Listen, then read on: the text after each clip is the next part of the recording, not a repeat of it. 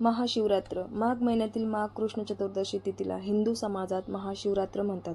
प्रत्येक महिन्यातल्या कृष्ण पक्षातील त्रयोदशीयुक्त चतुर्दशीला शिवरात्र असते. मात्र माघ महिन्यातील शिवरात्रीचा महिमा मोठा आहे. महाशिवरात्रीच्या दिवशी सर्व हिंदू बांधव उपवास करतात. भगवान शिवाची आराधना आणि प्रार्थना करून दुसऱ्या दिवशी उपवास सोडला जातो. महाशिवरात्री या नावावरून आपल्याला बरंच काही समजते. महाशिवरात्रीचे धार्मिक महत्त्व देखील आहे. सर्वात आधी जाणून घेऊया की महाशिवरात्र कधीपासून साजरी केली जाते. त्याची एक आख्यायिक सांगितली जाते. समुद्र मंथनातून निघालेले हलाहल याच दिवशी शंकरांनी प्राशंस केले होते आणि जगाला विनाशापासून वाचवले आणि हे तृण फेडण्याचा दिवस म्हणजेच महाशिवरात्री असे सांगितले जाते.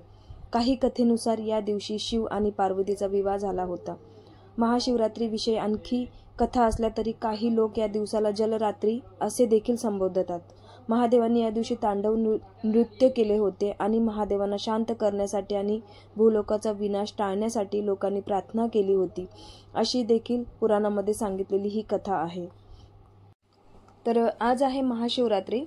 थोडीफार तुम्हाला मी महाशिवरात्रीची माहिती सांगितली. तर मी आज जात आहे अंबरनाथमध्ये. अंबरनाथमध्ये प्राचीनकालीन असं शिवमंदिर आहे. आय होप तुम्हाला माहिती असेल. जे इथे जवळपास कोणी राहत असेल तर ह्या मंदिराच्या विषयी त्यांना माहिती असेलच, आणि ज्यांना नसेल तर त्यांना मी सांगते की खूप छान हे मंदिर आहे. खूप प्राचीन मंदिर आहे. याची खूप चांगली अशी माहिती आपल्याला गुगलवरती बघायला मिळेल. तुम्ही सर्च केलं ना अंबरनाथचं, ठाणे जिल्हा, अंबरनाथचं प्राचीन शिव मंदिर, तर तुम्हाला खूप चांगली अशी माहिती वाचायला मिळेल. त्याच्यातून तुम्हाला सगळं समजेल. तुम्ही ते पण गुगल पण करू शकता. तर आम्ही दरवर्षी न चुकता मी इथे या जत्रेला जात असते. इथे 5 दिवसाची जत्रा असते आणि आमच्या इकडे ना हा जो एरिया आहे पूर्ण रस्त्याने तुम्हाला, आम्ही म्हणजे असं करतो, आम्ही दरवर्षी चालत जातो तर पूर्ण रस्त्याने तुम्हाला ना जागोजागी अन्नदान केलेलं तुम्हाला दिसेल. जागोजागी सगळे दुकानवाले मला ज्यांची इच्छा असते ते सगळे अन्नदान करतात, कारण की बऱ्याचशा लोकांना उपवास असतात तर त्यांच्यासाठी इथे फलाहार ठेवला जातो. कोणी केळी दान करतं, कोणी अन्न दान करतं, कोणी थंड पाणी दान करतं. तर आपल्या आपल्या सोयीनुसार इथे अन्नदान केलं जातं आजच्या दिवशी आणि म्हणजे भक्तांची सेवा केली जाते. तर खूप छान हा एरिया आहे. तर आम्ही आमच्या घरापासून म्हणजे विठ्ठलवाडी ते अंबरनाथ पायी जात असतो. दरवर्षी दिंडी पालखी आमची निघते, म्हणजे आम्ही फुल फॅमिली जातो. तर हे बघा, हे माझं आवडतं खाणं आहे. मी दरवर्षी गेले की इथे जाते ह्या स्टॉलला. इथे असं आहे ना की इथे उकडलेले शेंगदाणे जे असतात ते दिले जातात 2 स्टॉलवरती. तर मी थोडे तेही घेतले. तर आम्ही अशीच खूप मज्जा करत करत शेवटी जिथे मंदिर असतं तिथे पोहोचलो. पण ह्या वर्षी ना जत्रा खूप मोठी होती. म्हणजे दरवर्षीच खूप मोठी असते असं नाही आहे की ह्याच वर्षी होती. जत्रा म्हणजे ना एवढी मोठी भरते ना इथे जत्रा. तुम्ही जाल ना तर तुम्हाला एवढं छान वाटेल. जर तुम्ही कधी इथे आला असाल किंवा तुम्ही इथे या जत्रेला जात असाल दरवर्षी किंवा पहिल्यांदा गेला असाल किंवा हमेशा जात असाल तर मला नक्की कमेंट करून सांगा. इथे तुम्हाला ना A to Z वस्तू बघायला मिळतील. A to Z असं काहीही नसेल की इथे तुम्हाला मिळणार नाही. तर खूप मोठ्या प्रमाणात इथे ही जत्रा भरली जाते. खाण्यापिण्यापासून वापरण्यापासून सगळ्या वस्तू तुम्हाला इथे मिळतात. तर आम्ही तर खूप एन्जॉय करत करत जातो. पण ॲक्च्युली असं होतं ना की गर्दी असल्यामुळे ना इथे मंदिरात जाण्यासाठी एवढ्या रांगा असतात ना की तुम्ही दर्शन करण्यासाठी तुम्हाला ना 2 दिवस पण कमी पडतील. अक्षरशः इथे असं होतं ना की शिवरात्रीच्या ह्या मंदिरामध्ये दर्शन घेण्यासाठी लोक 3-3, 4-4 दिवस असे नंबर लावतात. तेव्हा कुठे जाऊन नंबर लागतो. तर दरवर्षीप्रमाणे आम्ही ह्या वर्षीही आलो होतो. पण आता 2 वर्ष झाले हल्ली आम्ही ना दर्शनासाठी मंदिरात जात नाही आहे. म्हणजे मंदिरात पहिलेही आम्हाला दर्शन होत नव्हतं, कारण की एवढ्या रांगा असायच्या ना की त्या रांगेमध्ये एवढा वेळ मुलं अजिबात थांबत नव्हती. तर आम्हीही कधी मंदिराच्या आत नाही जात.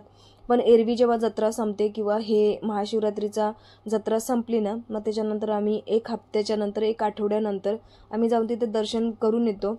म्हणजे आपल्याला सोयीसर होतं, कारण की इथे ना श्रावण महिन्यामध्ये 4-5 सोमवार जे पडतात ते एवढे फुल गर्दी असते ना, इथे खूप गर्दी असते. आणि ह्या महाशिवरात्रीला तर विचारूच नका.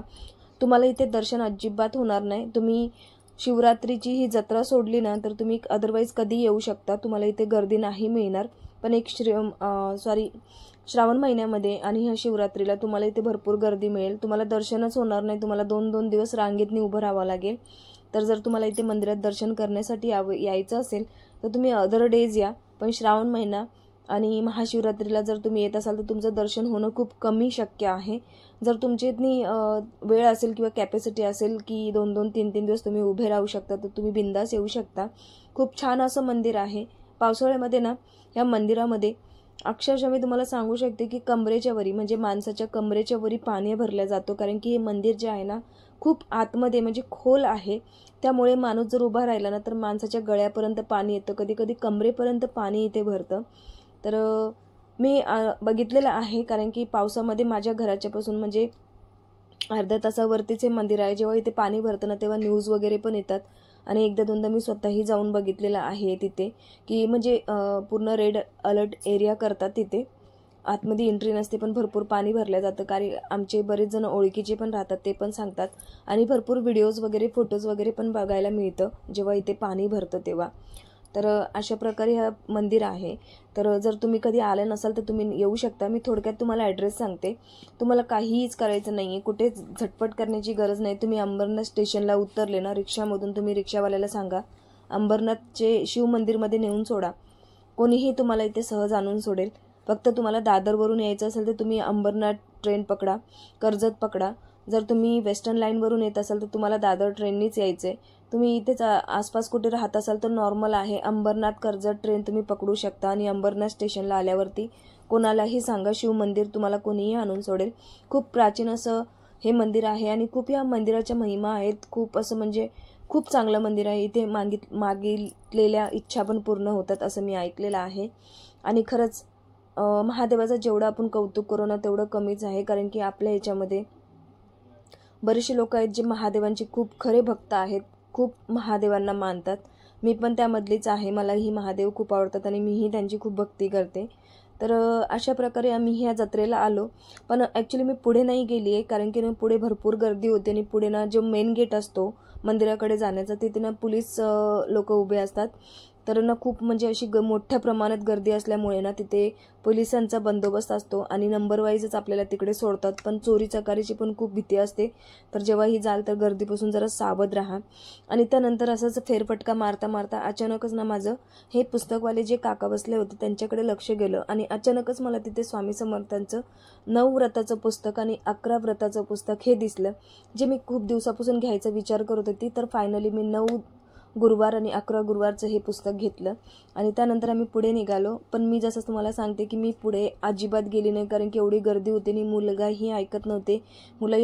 एवढं उन्हात आम्ही चालत गेलेलो, 1-1.5-2 तास आम्हाला लागले चालत जायला.